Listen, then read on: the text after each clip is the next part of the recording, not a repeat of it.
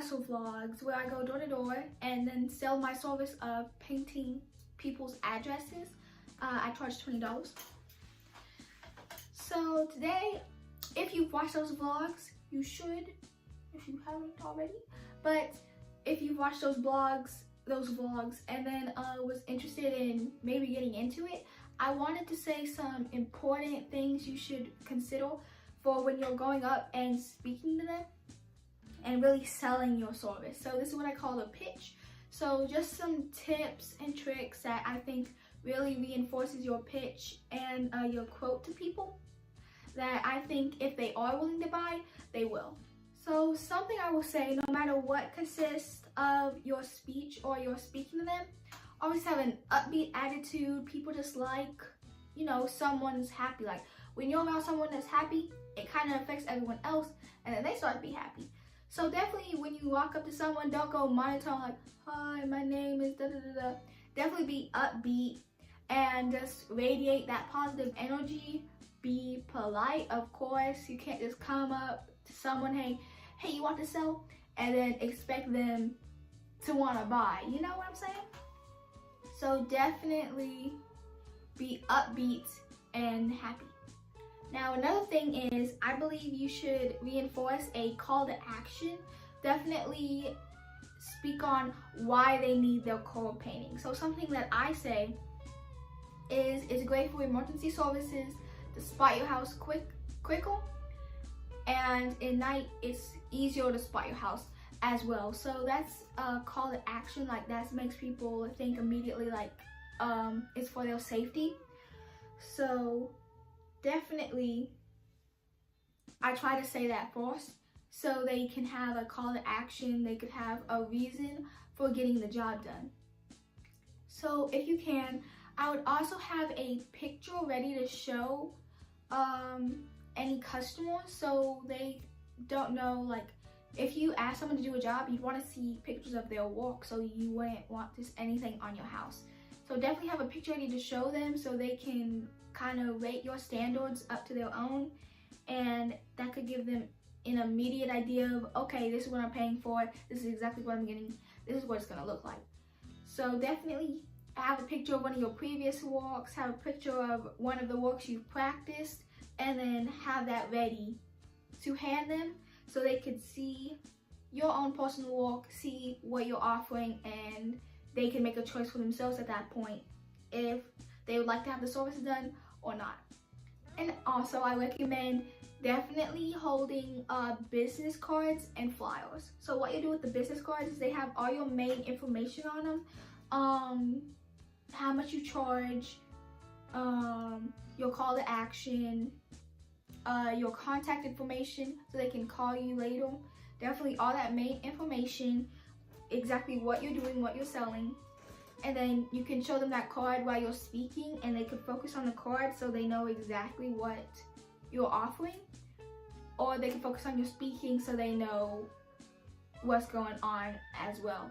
So definitely having a business card, I think, just clarifies things a lot, and it also gives them something to contact you later. And on that note, definitely have flyers as well. And what you do with flyers is, it's just great for having all the same information. You could maybe add like a little bit more in there, like a little bit what you're saving for.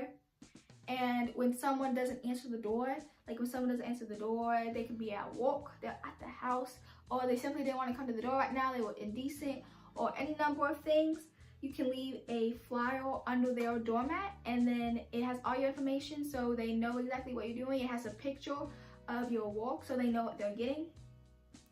And definitely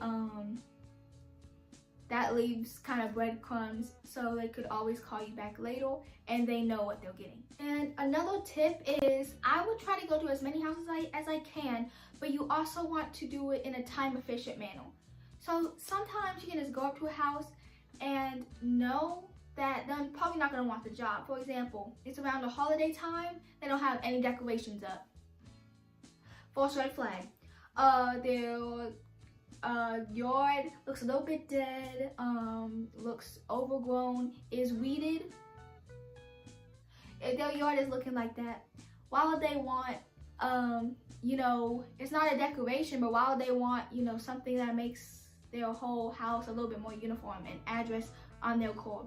They're just probably not gonna get it. However, I would go to every house, because sometimes people just get the job to support you. For example, I'm a sophomore, and I tell them what I'm saving for, and sometimes they get the job just to support you. I've gotten people who said, hey, I really don't want the service, but I'll give you like $10 because I like what you're doing. So definitely go to every single house. Every single house, I say, is a money opportunity. So another tip would be your whole pitch. Try to keep it short. Try to get all your main information into a short pitch.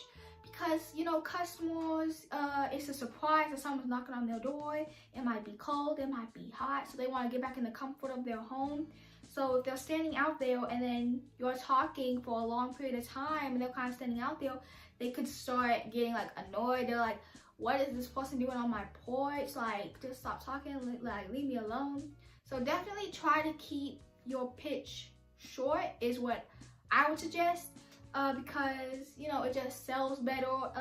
It leaves less of an opportunity to get on the customer's nerve, and I feel like it would increase your chances of getting a yes as well.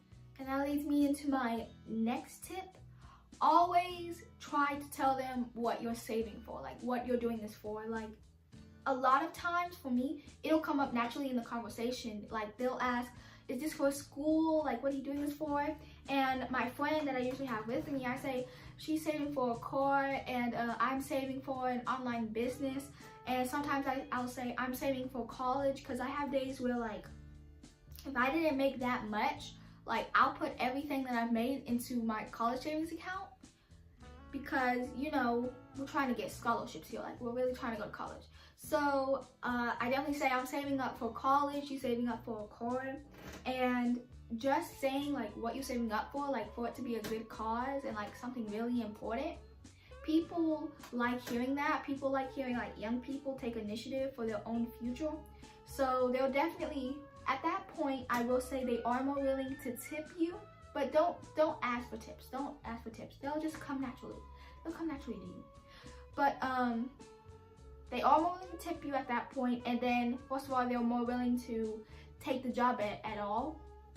And also, just having that conversation with your customer, it creates a good reputation for you in the neighborhood. Like, if you go back to a neighborhood several times, it creates good reputation, good word of mouth, because they'll go back saying to their neighbors, oh yeah, she got it done for me, she's saving for this, I like the cause, and she was nice to talk to, or you know, she had good presence, or any number of things. It's just good to leave that impression on people so they can go tell other people that, and then other people might call back to you, and that's a whole job that you got just from being commonly human, decently polite, and then speaking and then conversating and carrying the conversation on from the last customer. So definitely all those little things play into account. Don't ever think like, this action I do now, it's not gonna affect my next job. Never think that. And also, please make sure to try to do like as clean a job as possible. I know me personally, I'm gonna admit all my jobs weren't perfectly clean.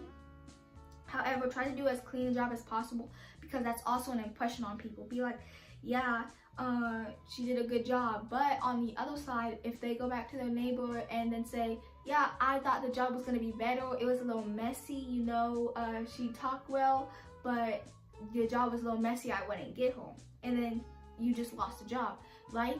So definitely try to just be as clean as possible with everything, good presence, good conversation.